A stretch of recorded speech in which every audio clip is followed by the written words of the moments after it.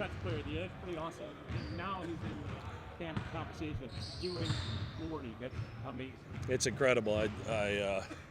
I sent the release to him and his mom this morning and said exactly that. It's absolutely incredible. To play at the level that he's played as consistently as he's played for 3 straight years it's awesome. And I'm glad that my peers in the league think as much of him defensively as I do.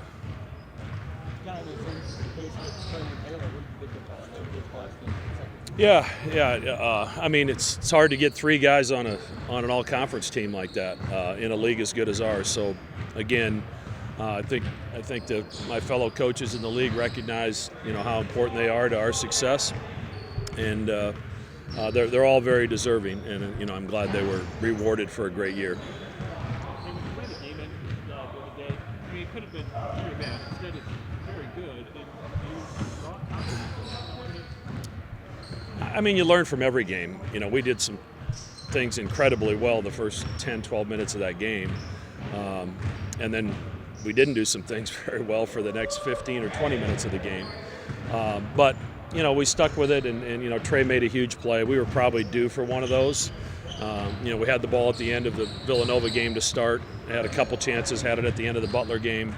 And we were due for one of those to go our way. So he made a big-time shot, and it's a shot that he's practiced 1,000 times. It's easier to say when you come out on the positive end of a lot of these late close games, but to have some of those reps and get the market, how beneficial is that? Yeah, I mean, the film will be great today because there's some mistakes we made late that we have to clean up. Obviously, we still, the Justin Moore, Eric Dixon 2-man game was, it's hard for anybody to solve, but obviously it gave us problems after the first 10 minutes of the game. So, at least we won't have to see them again until maybe the championship game if we both make it there. But, winning at a place like Villanova is very hard to do, and especially with what they had on the line. We knew they weren't going to quit, and they didn't. They made a heck of a run, and fortunately we made one more play. What would be your case to the coaches committee if you had been able to talk to them before the season about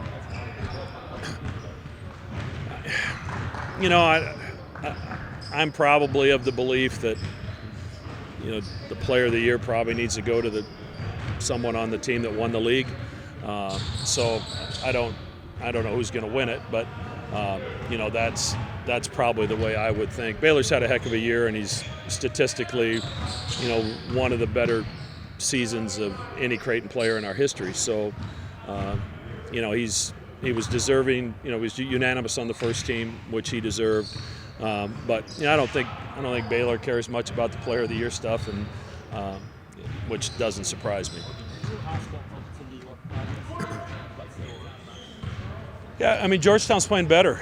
They took St. John's to the wire in the Garden last weekend, and they know each other really well. Obviously, Ed coached all those guys, a lot of those guys at Providence, and the 2 games they played were relatively competitive. But we had 2 really good games with Providence. It'll be interesting to see what happens. But I'm glad we're resting for a day, waiting for that game. Two more.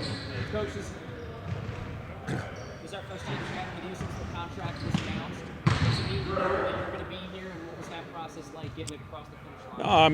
No, I'm excited. I've said before, this is where I want to finish my career. I've said that many times over the course of the years, and anytime you're negotiating contracts, there's 2 sides to it, right? There's things that I want, there's things that the university wants, and fortunately we're able to come to an agreement that I think's very fair for both parties. What about the Garden? What makes it so special? Playing the night session, maybe even more special because of the crowd. Yeah, I mean, the crowd's great. I mean, the Wednesday night crowds are great. I mean, let alone quarterfinal Thursday and semifinal Friday. But it's just the place is massive, and it's like I've said before, it's got that junior high, the play that you have to be part of in junior high, even though you don't want to be part of a play, but you have to do it for the experience. Where the crowd is dark, it's dark in the crowd, and it's all lit up on stage, and you can't really see anybody. That's kind of what it's like playing in the Garden. You feel like you're, out on this massive island in this huge place. And the acoustics are incredible. You know, it's so loud in there, and it's a terrific experience for our guys. Thanks, man. Are you good in the junior high poll? I think I probably had to be. Otherwise, I wouldn't have brought it up. Thanks.